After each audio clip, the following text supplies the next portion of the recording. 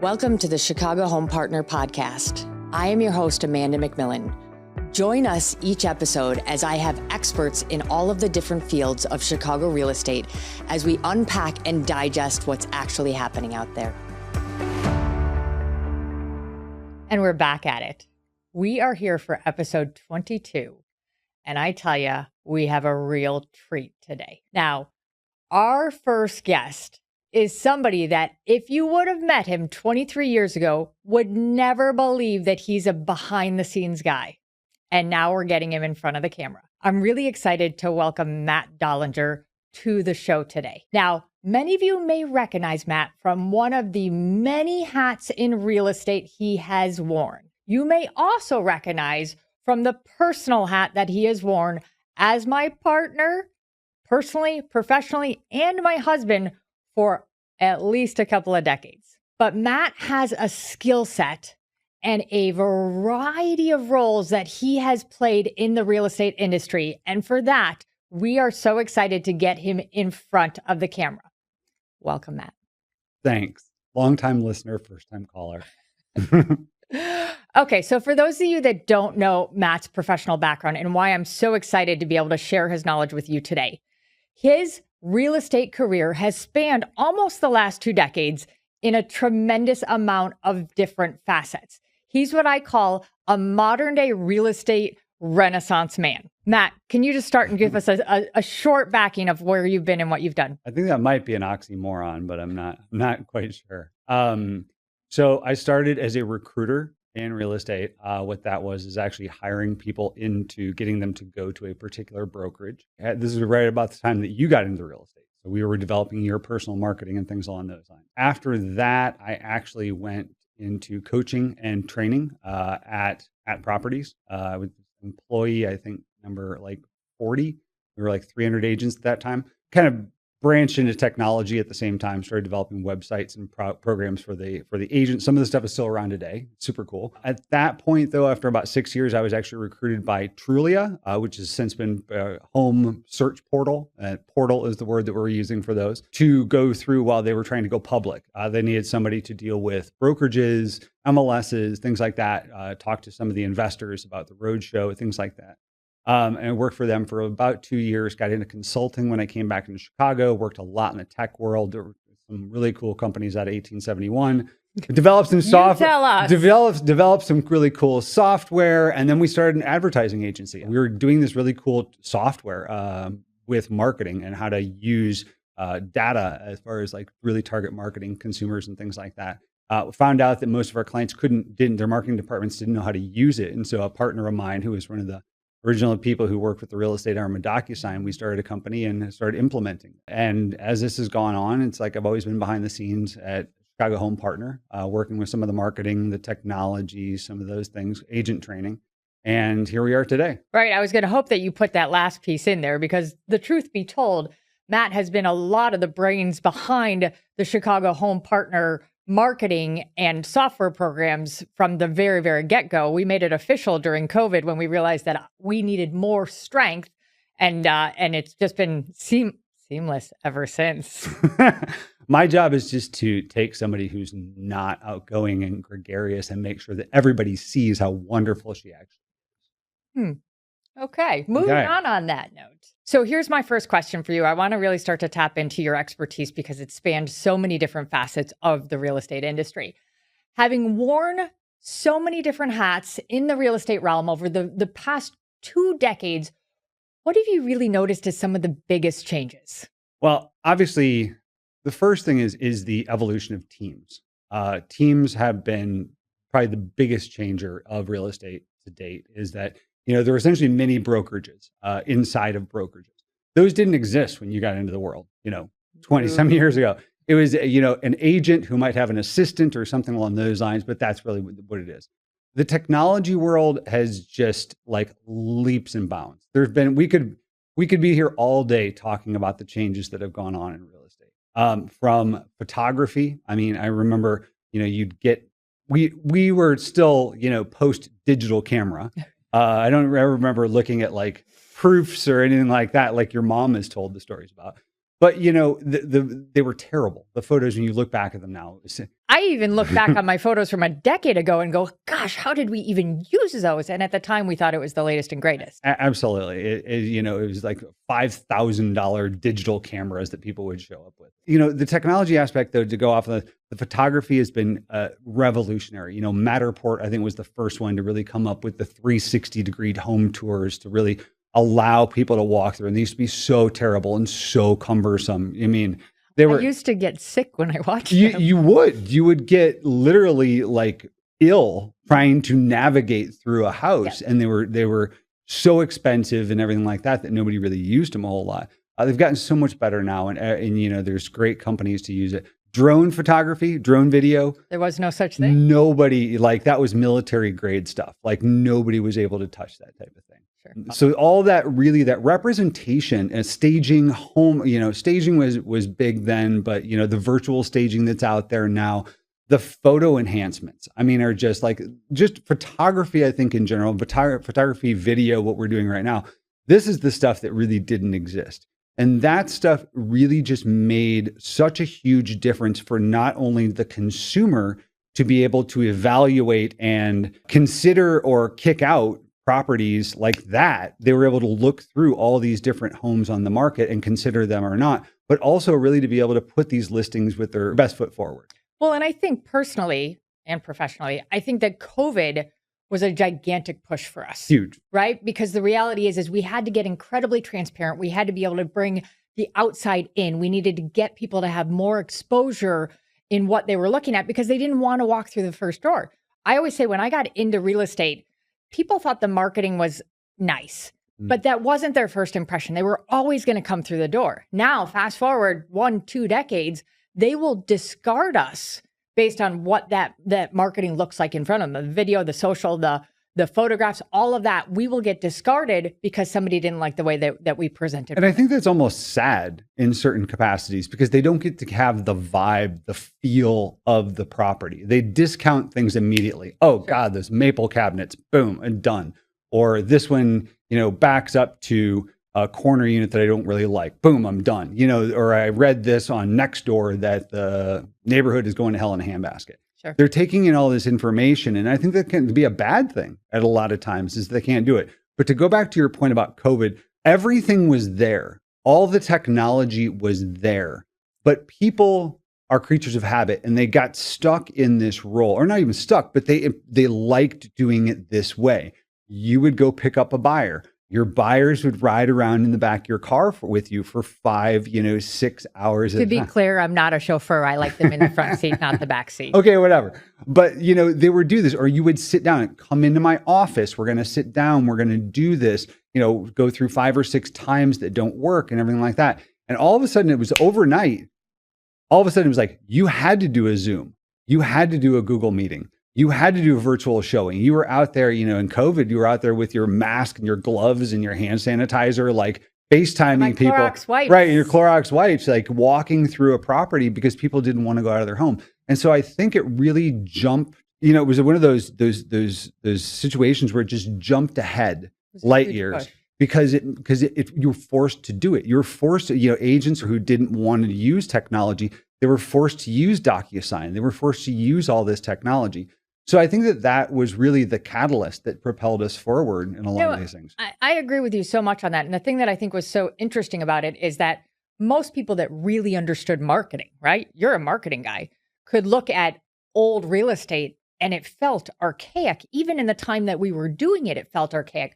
So, it's funny to think of the silver linings of COVID, but COVID kind of, excuse my language, kicked our asses and pushed us forward light years in terms of where we were to where we are today. Absolutely. And just so we're perfectly clear, there have been as many successes where you have, DocuSign, you have digital photography, you have drone photography, you have all these other things, digital floor plans that are created like this. Yep. There have been 10 times more failures of real estate because there's actually a term for it. It's called PropTech.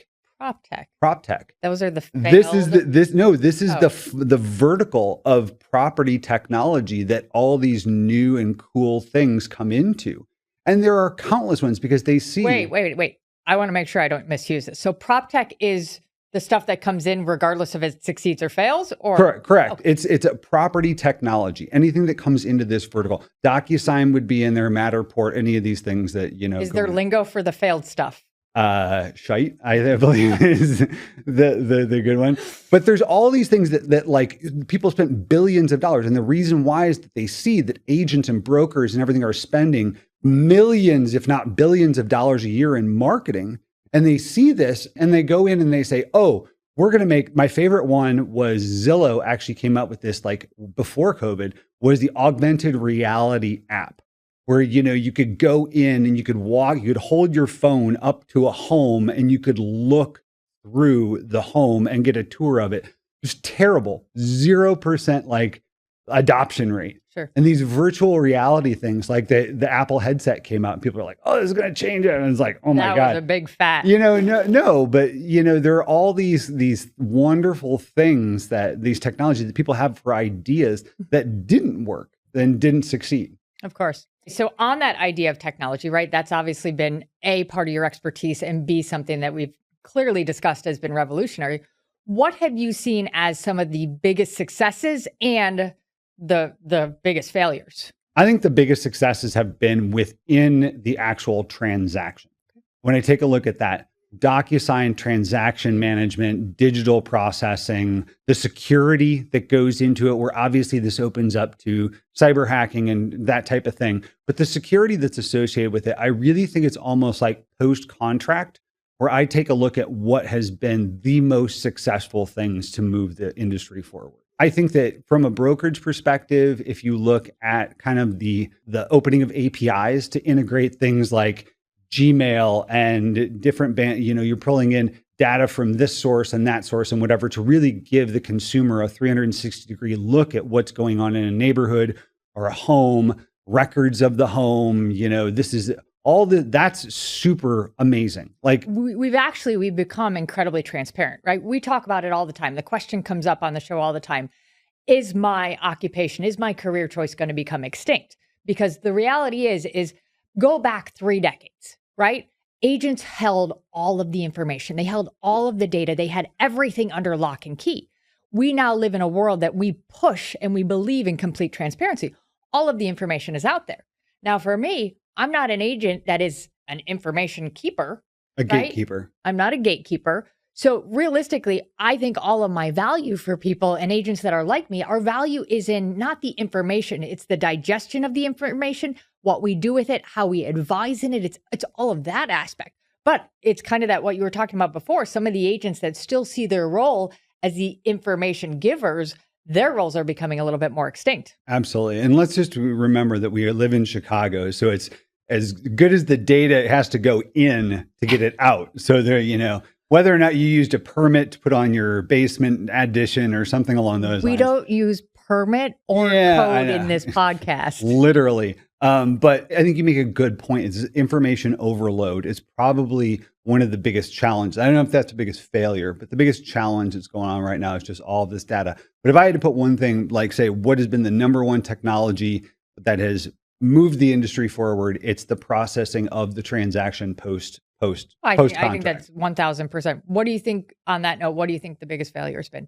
I think the biggest failure, I think you've kind of touched on, is just the overwhelming of not technology, of information.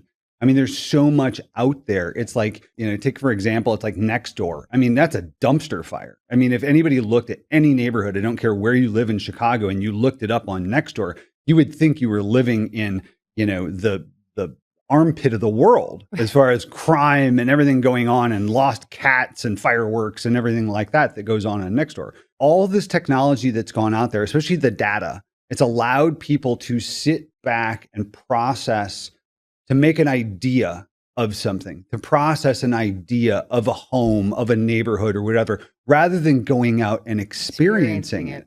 You know, I think that that's really the biggest challenge or downfall that all of these things have gone on, other than me bringing up like augmented reality and VR and things like that really just never took off. Were billion-dollar failures. But really, I think that the hard part about all this is this opening of the floodgates of data. Is that what you and your team and agents like you do really, really well. It's sifting through all this information, becoming, you know, whether it's that gentle touch to be like, listen, Google the middle, or, go on Nextdoor and look in the middle of Lincoln Park and you'll see the same stuff. Do your own address first anytime you're going to be on a safety and a security site. Absolutely. No, and I think you bring up a great point, kind of talking about the whole idea of how one of the biggest failures is that there's so much new shiny, right? We talk about it so much within our team, is that there are 1,000 distractions out there as consumers and as agents. But we try and keep so that we have a laser focus so that we can basically say, okay, we're going to do this really well. We're going to rely on these systems. We're going to really make sure that we're great versus constantly running through a glittery maze of which direction do we go next. Well, the perfect example is the really amazing software we saw at the beginning of the year. That's a Chrome plugin that allows people to change the color of the walls and the furniture in any photo that they want. They can drop it in. And we were both like, wow, clients would love this. When we took a look at implementation time and costs and things like that, and then we're like, oh, wait, what about creating this software over here that does this client portal that lets them track their transaction all the way through from contract to close? And it's about evaluating not just the bright and shiny object. Sure. It's about evaluating what is going to benefit the consumer at the end of the day. 1,000%. Okay, now I want to dive into a different chapter from your past. This is one that is very exciting to consumers. Farming. Oh, sorry. Never mind. Not quite yet there. Okay. Anyways, you worked for Trulia. Yes. Before it went public. Yes. And before the merger with Zillow. Is merger the right word that I'm supposed to be using? Acquisition. I want to see if you are, now I'm not an attorney. The disclosure time. I'm guessing that we are enough years past any types of disclosure issues, correct? 100%. What are the secrets that companies like Trulia and Zillow don't want consumers to know? Zillow, I'm just going to use Zillow as a blanket for most of the portals. I mean, you've got Realtor.com, you've got Homes.com, you've got Zillow. Those are the big three that are still in existence today. The portals, the way that they were originally created, they were an entertainment site. They used homes to attract people to entertain them, whether it be user-generated content about the neighborhoods, the photos, and this is even before like HGTV was in its like infancy. But it got people entertained. They love homes. America, we love our homes. We love good pictures and things like that. We entertained them to sell ad space. Okay, I'm going to jump in here because this is a really important note. Now, I've had the privilege as being your partner and wife of knowing this for a long time, and a lot of my clients have been educated on this. But these real estate portals basically thought of themselves as not a real estate site, not a data site, not a transaction site, but entertainment sites. To sell advertising space. To sell advertising space, right? And it's just like we talk about the media. They have to be a profitable business. But the thing to consider is that they found out when they were going through their roadshow to go public and to become a publicly traded company. I mean, let's be honest here. They're not a not-for-profit. They're in the business of making money. And when they saw this ad space thing, this is the same time that Google went through this as well, is that they found out they can only sell so many, home insurance sites and car sites and all the ancillary products that people want to do, like flashing. Remember back in the day, all the flashing ads that were on every site you had. They found out that they were going to actually cap this. And this was explained to me by this gentleman named Eric Oldfield. Eric, if you're watching, it's stuck in my head. But he used to run our ad division out at Trulia in New York, and he explained this to me. And there was like a cap of what you could actually do because ads, nobody clicked on ads, so they had to shift. And this was a big thing when they went public. They had to shift and become something else. But to back up just a second, so the biggest part was the Zestimate. Okay, everybody knew the Zestimate. Here's the deep secret. The Zestimate has been the bane of my real estate career for many, many years. But the Zestimate is not supposed to be correct. No. Because if it was correct and it said your house is worth $210,000 to $230,000, here's your $20,000 window or something like that, nobody's going to complain about it. But if you tell somebody that their $700,000 house is worth $550,000 or $1.5 million, they're either going to bellyache to their neighbors about it, or they're going to brag that their house is worth 1.5, and they're going to tell other people, and then other people. This was an actual crafted strategy. So just to make sure we're really, really clear on this, it's the same thing that we talk about with media, right? They need to invoke either excitement or anger. Those two emotions, those create more engagement and more results. And you're saying this was something that was crafted so that when I'm in a negotiation and the agent says, hey, this estimate says this, and I say, well, I'm not allowed to say that on this podcast, but you're saying that that was all part of the... It was, let's say, I don't know if it was like as cryptically black flagging, whatever. But it's like, hey, do we really need to invest any more time into putting this and really dialing it down to the nth degree? No, because we've got enough people talking about it. People love it and hate it. And people go to it, flock to it to see where what your house is going to be worth. It's like the Cubs. They don't invest any more money in the players because it's the most profitable baseball franchise out there. I don't know baseball enough, but it's like I don't either, but I know the business. Exactly. But somebody's gonna watch this and be like, oh, you don't know what you're talking about with baseball. So I full disclosure, I know nothing, and my grandfather is rolling over in his grave right now that I know nothing about baseball. So here's the thing. So at this point, they went through and they were selling ad space and they were selling, things to agents and brokers and things along those lines. But they figured out that they had to pivot. Right? They had to figure out how to make more money to appease their investors and things like that. And so they changed to this agent lead model. And so what consumers do not think about is that anytime they go to a site like a Zillow or anything like that, they are hunted. From the moment they set foot on that website, they are hunted because they look at this, that person is worth somewhere between $7,000 and whatever $1,000 they could make by selling that lead to a real estate agent to close.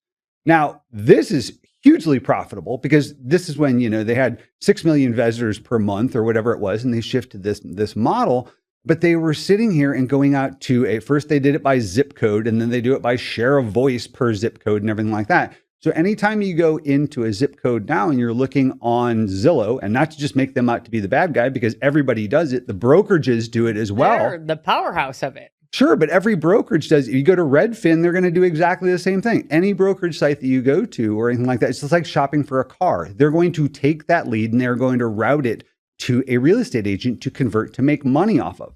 Now, consumers don't typically think about with this is that a brokerage per se, agents are on splits, right? So an agent who is not as experienced or something like that has a lower split. A company makes more money off of a company or off of an agent that doesn't do as much business as yourself, right? Sure.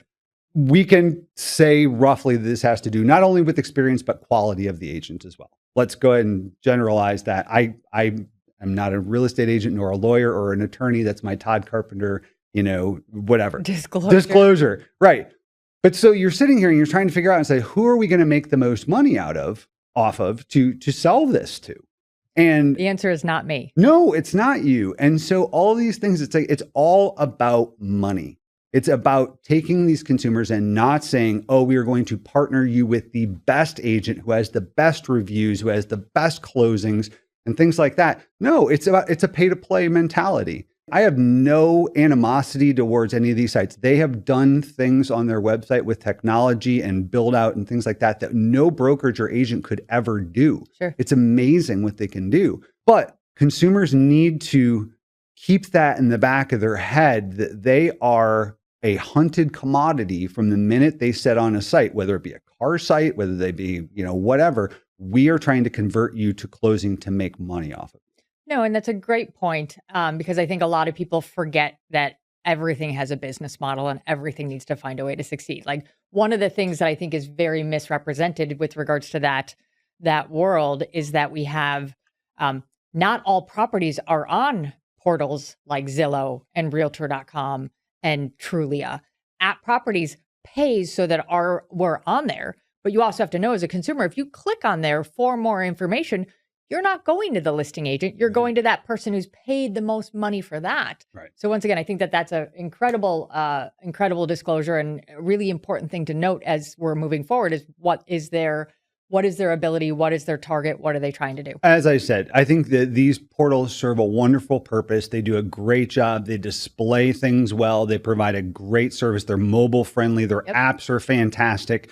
All I would tell a consumer is that regardless of where you are, if you're going on here and you find a home that you like, go through the traditional channels of referrals, of vetting agents out, interviewing them and whatever when you want to see that home. So essentially buyer beware. Buyer beware.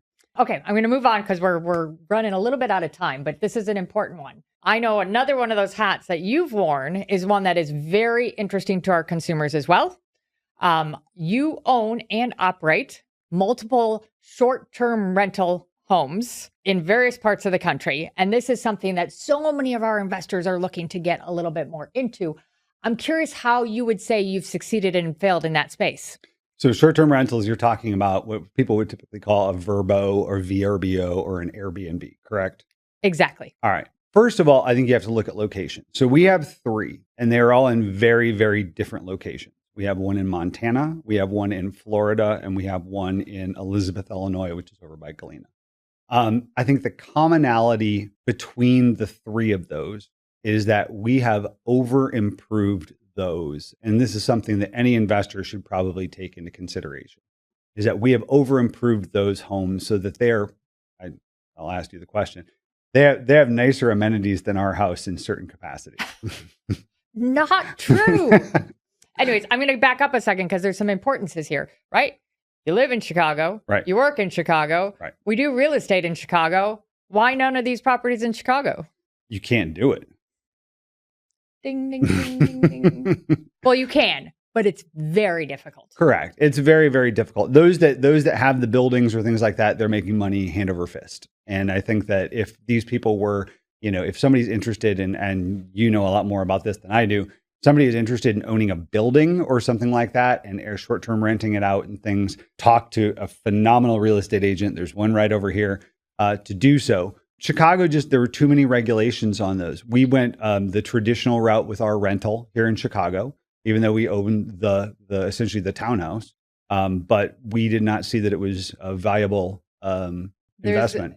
Basically what we're saying is that there's a lot of red tape with regards to doing that type of rental within the city limits of Chicago. And with that, it didn't make sense for our strategy. There was too much risk. It's possible, but there's a lot of risk in the way that it's run. And that just, I'm a little risk adverse for certain. Absolutely. As you just talked about here, it comes down to location. I think the successful short-term rentals come down to location or experience. Sure. And so 2 of ours, Montana and West Palm Beach, Florida, we know that Montana is right outside of Big Sky. So it's skiing. It's not ski in, ski out, but it's close enough. We know there's going to be a yearly demand, lots of tourism who are coming in both summer and winter, which we took into consideration when purchasing this. The problem with these areas is that you aren't the first person to think of this. Right. And so there is a ton of competition that grows in with this, which means you can't charge a premium as much, or you have to really, really stand out. You have to have something that's really amazing. The Florida, we know that we are, 15 minutes from West Palm Beach.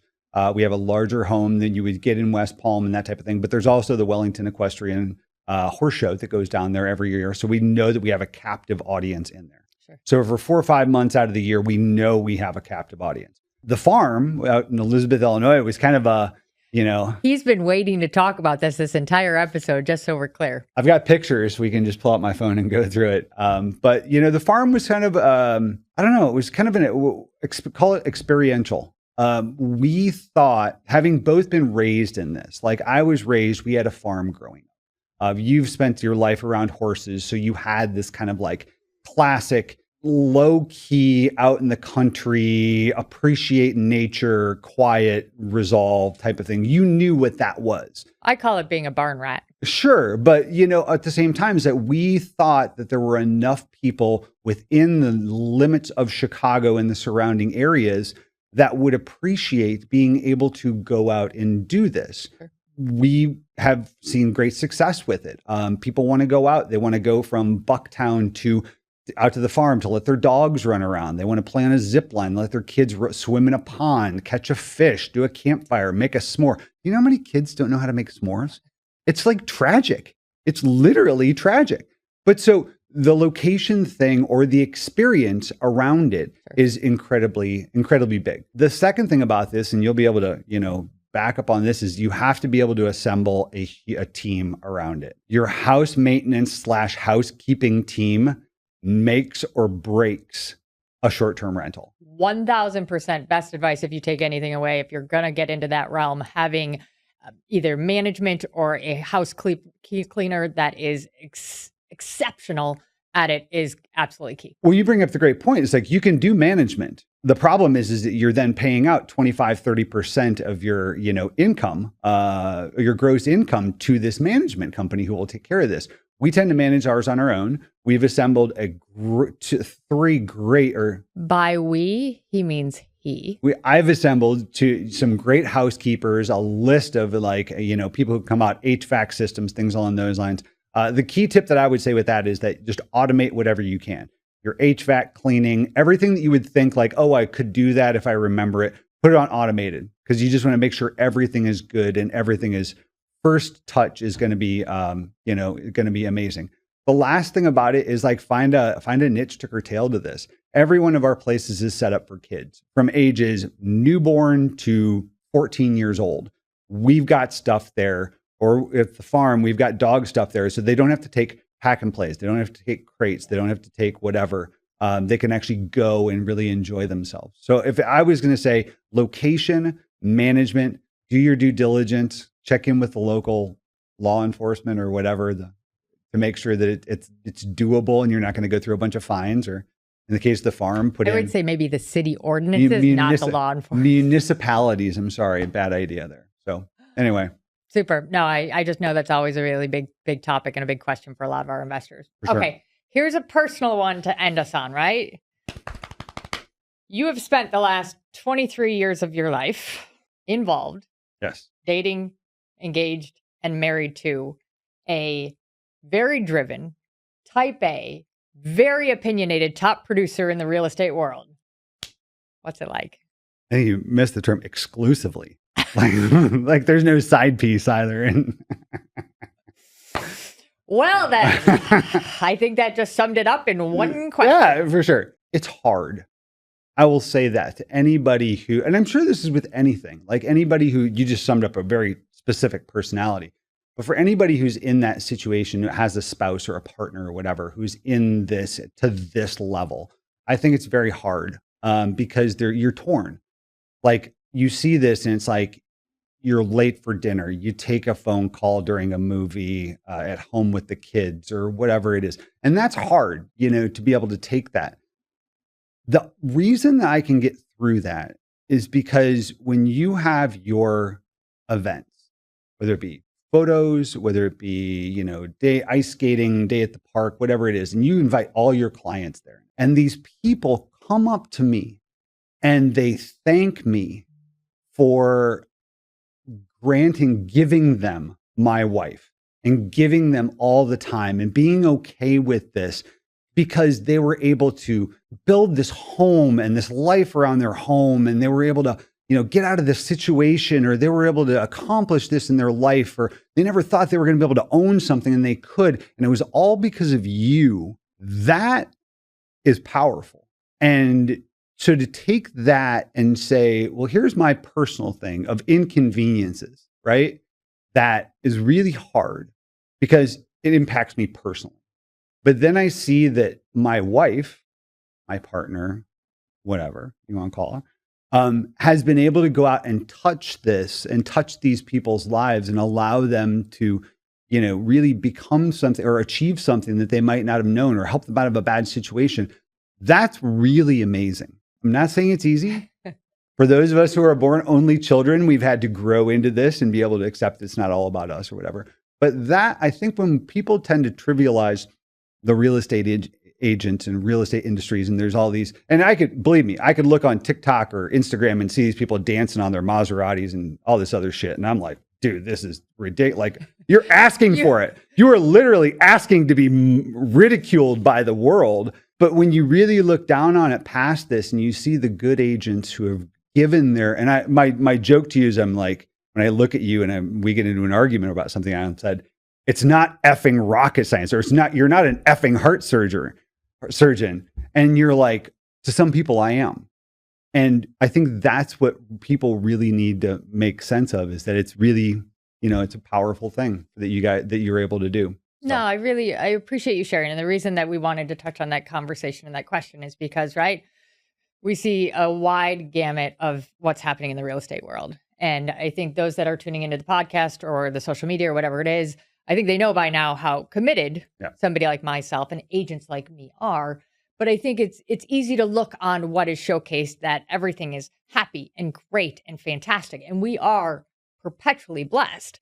But it's also hard to run at the velocity that we do in this level of agency, in the commitment that we make to our clients. And it does impact, not always beneficially, our family and the people that are closest to us. So this is my sincere thank you for the patience and the understanding that I do what I do, not because I want to go dance on a Maserati, which you will never see me do, but I do what I do because the people that I am honored enough to work with, I think they deserve that part of me. If I could give, in closing, 2 recommendations. Number one, for a spouse or a partner of a high producing agent. Number one, invest in really good noise canceling headphones. Because if not, you'll be driving on vacation or something and you'll hear 3 listing presentations going on in the car and you will go batshit crazy. The number 2, though, is to spend some time with some of their clients. Talk to them and go to a house party, go out for dinner for them or something like that, and hear these stories about the impact that your spouse or your partner has made on their life. And I think that you'll really get a good insight into what they brought to the table. Awesome. Well, Matt, thank you for being here personally, professionally, for all of your wisdom. I know that there's so much great content in this, and I'm so excited to share it with the rest of the world. Thanks for having me. Okay, now we are in for a real treat. This is something that has been in the works for many, many months, and I am thrilled to introduce one of our top inspectors that Chicago Home Partner really relies on, Brian Tomko with Inspectrum Home Inspection Team. Thank you so much for being here. Thank you. That's quite the intro. Thank you. Truth is, Inspectrum has been a company that goes all the way back to the mid-90s. Yes. It's now under second ownership with Julio Nira, Mike Jakubik. I have been with the company for 8 years and am thankful still every day that I'm with this company. We support each other, and we just have a really good philosophy of doing inspections in a matter-of-fact, not alarmist kind of way.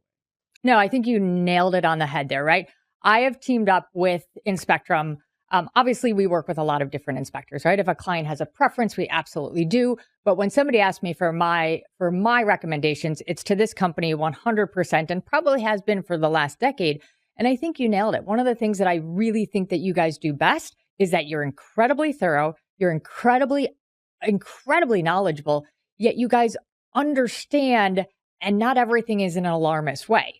I always kind of make the joke, if there's certain inspectors that are out there that their MO, so to say, is to do 2 inspections for every buyer that they ever have. That's not something that you guys have ever brought to the table. You are very realistic about issues at hand, fixes, if it's something that's salvageable, or are we saying sayonara to the property? Right. Yeah. Our goal is not to kill a deal. Our goal is to inform the buyer of here are the potential issues or the issues with the property. And it's funny you say it like that. And I think everybody watching right now is going, well, isn't that common sense? We can all agree that common sense is not the way that everybody runs their business. Right. Okay, so I'm going to jump in because you are a wealth of knowledge, and we have a ton of questions that have been sent in from viewers throughout the past couple of months. Okay. First and foremost, for anybody that maybe is a little bit greener in it, what exactly is a home inspection? What does it entail? And what really is the purpose behind it? Home inspection is a mostly visual look at a property. We are going to try and look at everything we can, open up hatches, get into crawl spaces, is my favorite. Not always glamorous. No, that is the least fun part of the job. Yeah, we're going to check everything we can on the property. The 2 main things we're looking for is wear and tear, making sure everything works, windows open, close, latch properly, appliances turn on, work properly. So just find those potential issues you're gonna look into, or you're gonna get into when you are buying the property. Also, safety concerns. So We're looking at health, safety, and fire concerns. To our viewers, notice that he did not use the code word there. We don't talk about code on this show. Great point. Yeah, we are not code inspectors. We are home inspectors. Building codes are changing all the time. We are aware of a lot of them, but it's near impossible to keep up with all of them.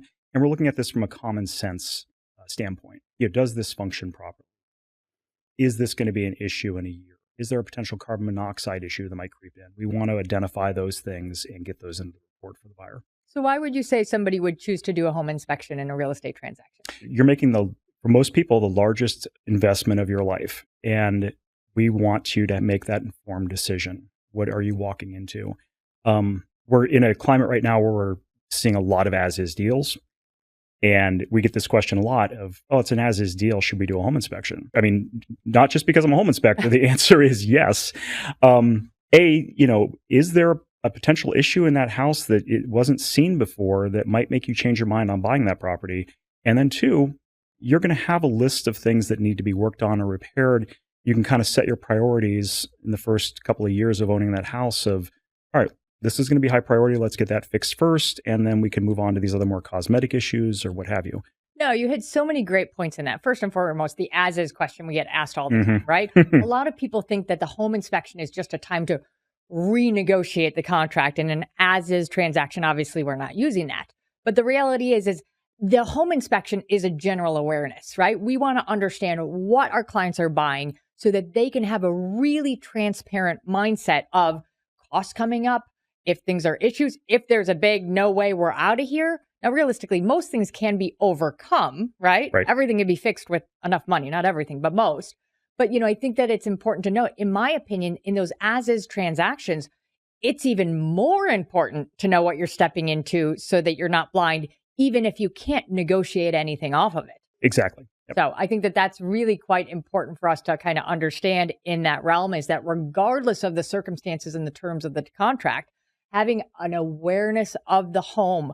I always talk about the fact I relate it to me going to the doctor to have a general awareness of what shape I'm in, and I also have a general awareness that I'm in the shape of somebody my age and not a 21-year-old from that perspective. But just understanding that, then I can care for the home for myself in a most appropriate manner. Yeah, actually, I use that example a lot in the field of I'm sort of like the intake nurse somewhere. I have a wealth of knowledge about a lot of things, but I'm not a specialist in anything.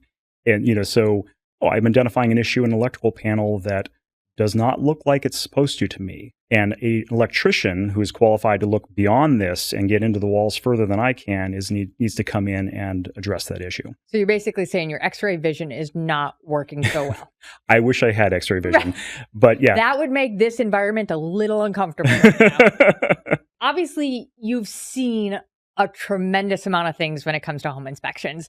Really, I know we could go on about this for 30 minutes on itself, but really, what are the things that come up more regularly in Chicago? And what, in your opinion, are, okay, we can move past, or, whoa, this is really a level of concern? Yeah, Chicago's unique because we have so many older buildings here. And I love that this city is all about a good rehab.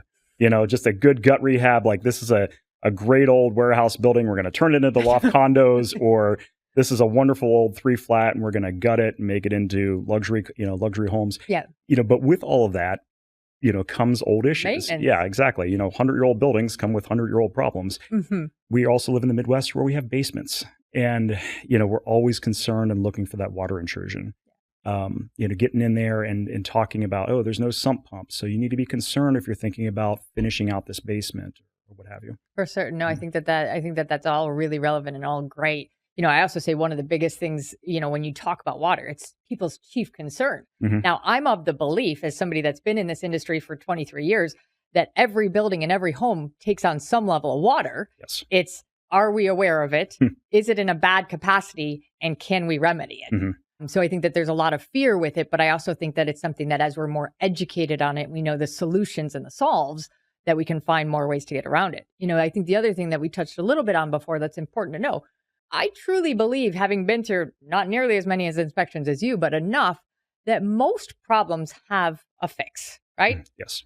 It's just the cost of the fix. Exactly. And if that's something that's manageable. If I were going to put you on the spot, are there any things that you've walked into and felt like the fix was beyond something that's worthwhile? What would be a major red flag for you? Yeah. 2-3 years ago, I inspected it was a 3-flat building out on the west side. There was a contractor there. They were looking to renovate the property. So I'm outside looking at things up on the roof. The contractors down in the basement, they all came out of the basement and they told me to stop the inspection. This is the only time this has ever happened. Okay. And I'm like, how bad? And the contractor's like, big horizontal crack in the foundation wall bulging out. Oh. And I personally don't know exactly if there is a fix for that. I mean, there's a fix for that, but Sure. it is But it's a major one. extremely cost prohibitive. But by and large, yeah, like you said, just about anything can be fixed. No, I think that that's really important and true to note because, that's where it takes a really educated inspector and an educated agent team that can say, hey, here's where the problem is and here's where the fix lies throughout it. I mean, I agree with you.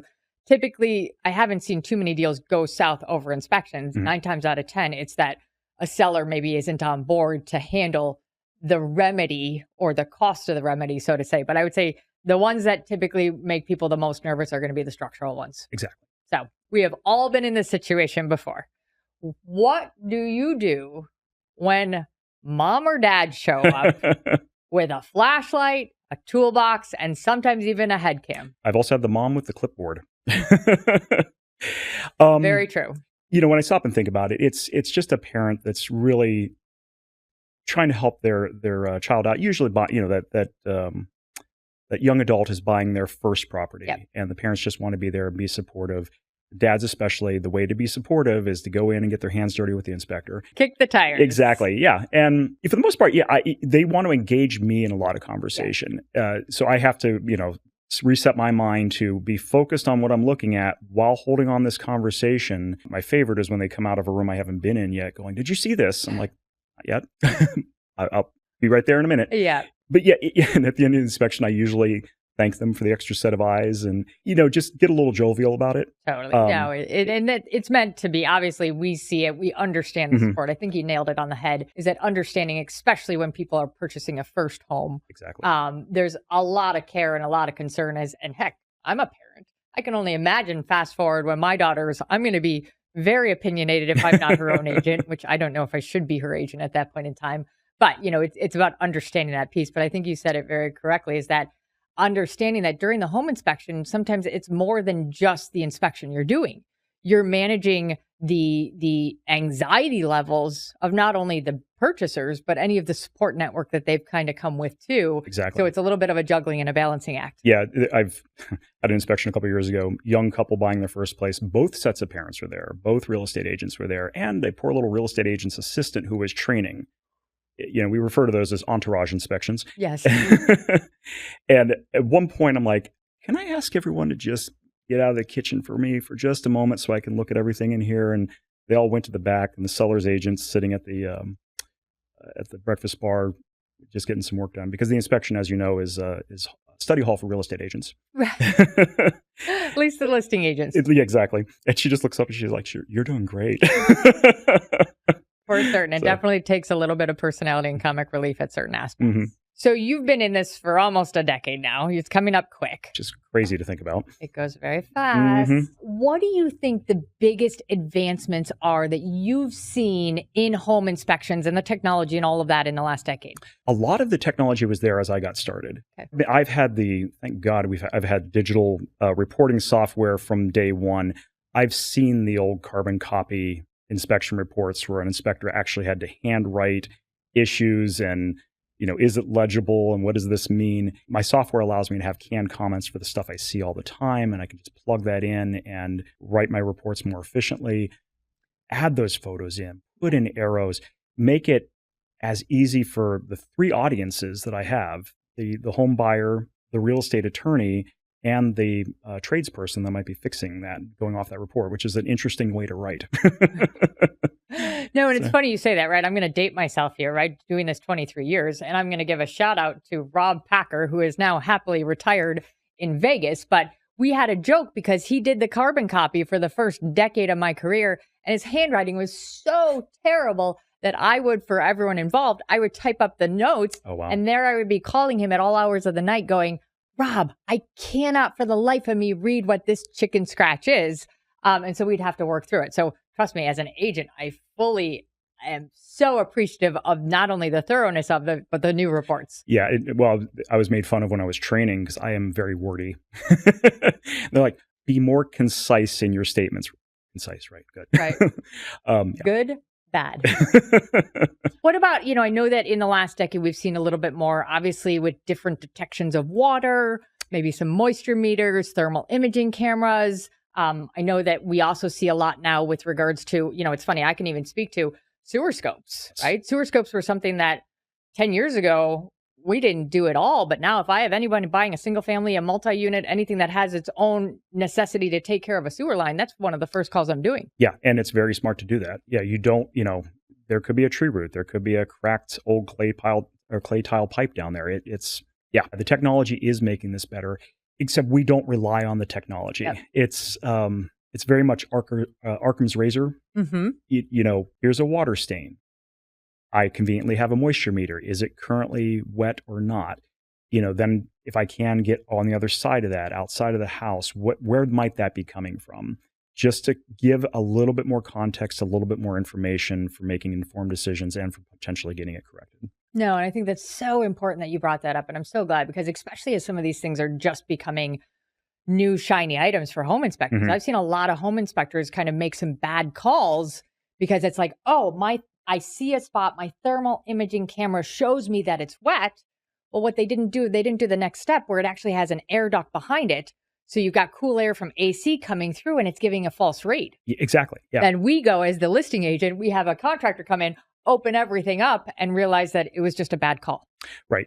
And I've heard those horror stories about somebody coming out with a thermal imaging camera, noting some things and then saying, well, we need to come back out again with this piece of equipment and get behind the wall. So essentially you're double charging again. Yep. These are just extra tools to give us extra information, but we can't speculate on what we can't completely see and access. Yeah. No, and I think that that's an important note. And you said it in the beginning, and I always try and explain this to people, is that you have such a wealth of knowledge about so many different topics, right? Mm-hmm. And your job is to come in and to say, this isn't exactly right. I need a more specialized set of eyes on this. This needs attention. This needs attention. And sometimes it's just being cautious, right? Which I appreciate as the listing agent or the buyer's agent of you being cautious.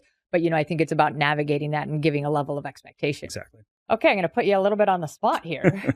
What do you think makes a good home inspector? Again, I think just reiterating, not being an alarmist and being very matter of fact.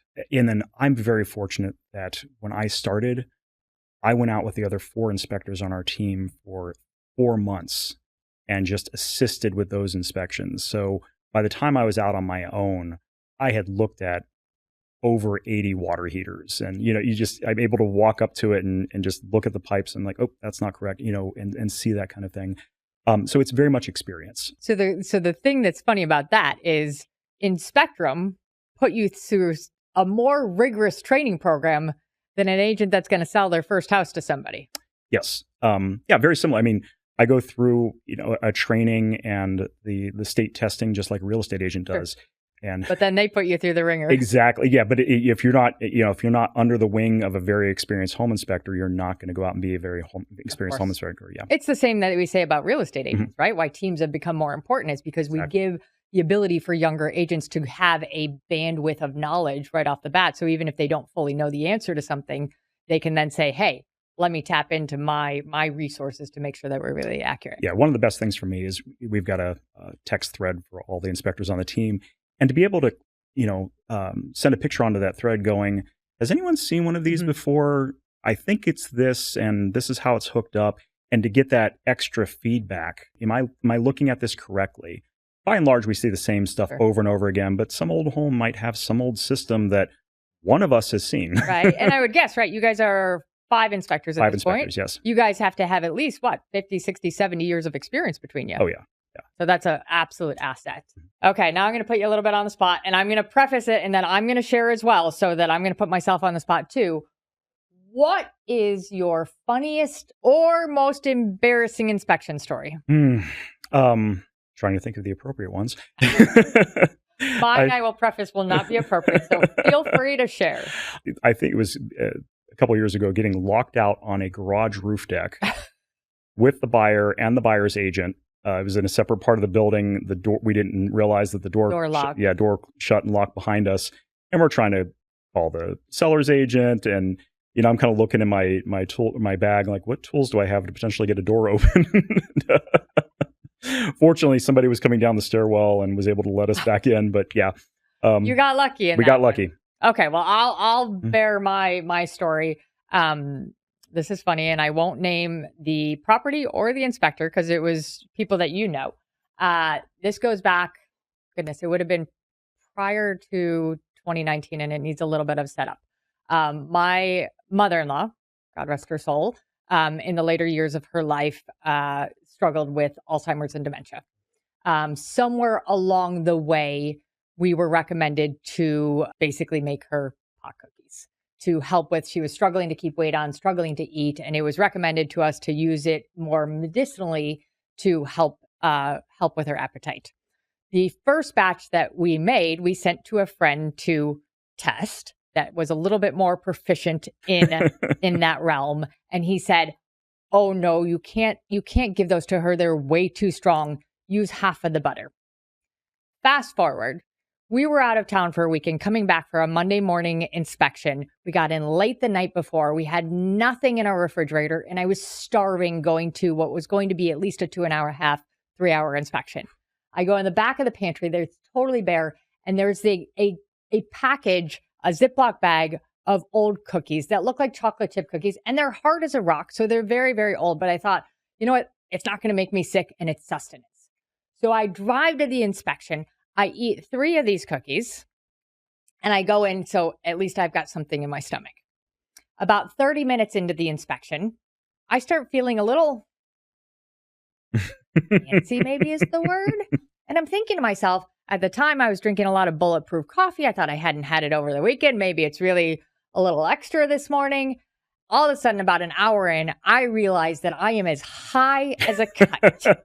Now, this is not my listing. This is my buyers. Now, every one of my clients that bought prior to 2019 is trying to figure out if this was them. I've got my clients there. I have to remember, it was either Julio or Mike. I think it was Mike. Mike there, and we're on a 4-story townhouse. I'm giving more details now. Anyways, I'm high as a kite for the last 2 hours of this inspection, and I am working hard to keep myself relevant in it so that nobody knows how high I was at that time. I got through it, I think relatively unscathed, because I believe I talked to Mike about it afterwards and divulged my story. Got everything taken care of, everything processed, but I was high for like the rest of the entire day off of those 3 cookies. So that was my embarrassing inspection. That is the most embarrassing thing that has happened to me over the last 23 years in inspection. I can't imagine inspecting high and being that paranoid about the stuff I've got to look at. Luckily, I was just there as a little bit the conduit and the support in it. Yeah, if I was in your position, I would have said, I'm coming back in 3 hours and I'm going to play this game again. I can't thank you enough for being here, Brian. You have been such a source of knowledge. I know that people are just going to eat up this information. I hope in the future you will come back and chat with us some more. I would love to. This is a lot of fun. Thank you. We really appreciate this. Until next time, Chicago.